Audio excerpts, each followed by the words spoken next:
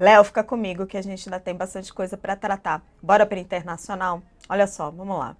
O que, que temos aqui? Coluna do Jamil Chad, informação importante. Sempre que vem dele, a gente, abre o olho. Putin elogia a proposta de Brasil e China para a guerra na Ucrânia. Boa base. O presidente da Rússia, Vladimir Putin, afirmou nesta sexta-feira que considera a proposta do Brasil e da China para encontrar uma solução pacífica para a guerra da Ucrânia como uma boa base, mas lamentou que o governo ucraniano não esteja interessado em negociar. Em setembro, os governos de Luiz Inácio Lula da Silva e Xi Jinping anunciaram a criação de um grupo de países para trabalhar em uma iniciativa diplomática que permita que uma eventual negociação possa ocorrer entre Moscou e Kiev. O trabalho foi estabelecido a partir de uma proposta de Brasília e Pequim, costurada em maio e que prevê 6 princípios.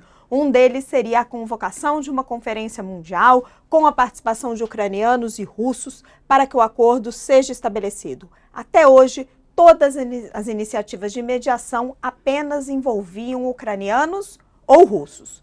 Putin, numa coletiva de imprensa às vésperas da cúpula dos BRICS, na semana que vem, garantiu que os diplomatas de Brasil e China não consultaram previamente a Rússia sobre o projeto. Só soubemos depois de publicado, disse. Isso mostra que esses países não são manipulados por ninguém, nem pela Rússia, disse, lembrando que ambos são muito próximos de Moscou. Para ele, o projeto apresenta propostas equilibradas e bem pensadas para uma solução pacífica, mas acusou os ucranianos de não querer negociar. Eles estavam em conversas, depois de um acordo preliminar, desistiram. Agora estão relutantes e dizem que não vão continuar a negociação. Já o presidente da Ucrânia, Volodymyr Zelensky, já deixou claro que é contra a proposta do Brasil e China e acusa os dois países de estar defendendo um ponto de vista de Moscou na guerra. Léo, não é fortuito o momento que o Putin vem com essas declarações, ele vem com essas Oi? declarações. Você me ouviu? Tô te ouvindo. Não é fortuito o momento que ele vem, né? Ele vem com essas declarações antes da cúpula dos BRICS para tentar ali montar um momento, dizer que ele está recebendo amplo suporte desse grupo. Queria sua análise.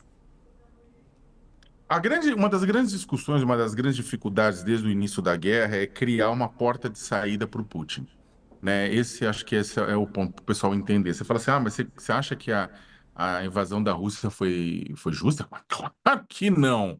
Basta ler os 500 textos que eu já escrevi sobre isso. Claro que a Rússia é o país invasor.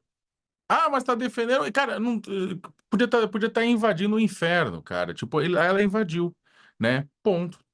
Independentemente de você gostar ou não do outro lado, ela invadiu, ela precisa sair. A questão é que ela é uma potência nuclear. Como é que. E é uma potência nuclear e com problemas, ela é apenas uma sombra do que já foi a União Soviética, mas ela é rica em recursos minerais, rica em fertilizantes, rica em produção de alimentos.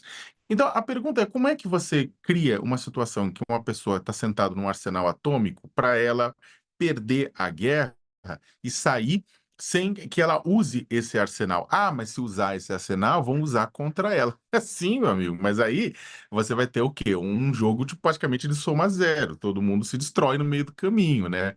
Chamado destruição mútua e assegurada, né? Conceito da Guerra Fria, né? Então, o que que acontece é que é o seguinte, na negociação diplomática, não sou eu que estou inventando, a negociação diplomática vem se buscando uma forma de criar uma saída honrosa para a Rússia, um canal de saída, um corredor de saída. E o que acontece? Uma coisa que a Rússia aceite. Só que aí significa que vai ter que ter alguma concessão do lado da Ucrânia. A Ucrânia não aceita. Não, porque primeiro, o Zelensky, ele está atuando não apenas na defesa do território, mas ele está atuando como preposto de potências ocidentais que querem conter a Rússia.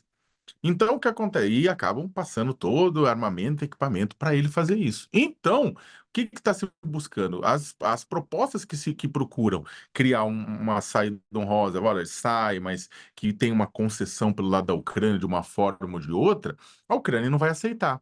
E qualquer saída que não tenha nenhuma concessão pró-Rússia, a Rússia não vai aceitar.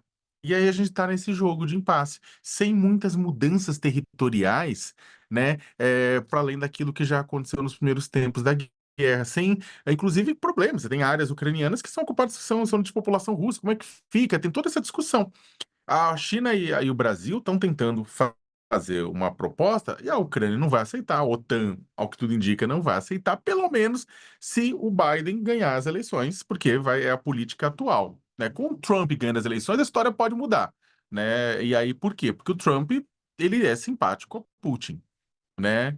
Então, muita coisa pode mudar. O Zelensky está correndo contra o relógio também, né? Para fazer o que pode, para avançar, atacar território russo, conseguir posições antes do 5 de novembro, que é a eleição nos Estados Unidos. Mas não é uma solução fácil, não, ô, Raquel. Eu acho que é positivo as diversas nações tentarem propor. Inclusive, é claro, a Rússia está fazendo tudo que está falando e falando tudo, falando, concordo contigo, por conta da reunião, né, dos BRICS lá na Rússia.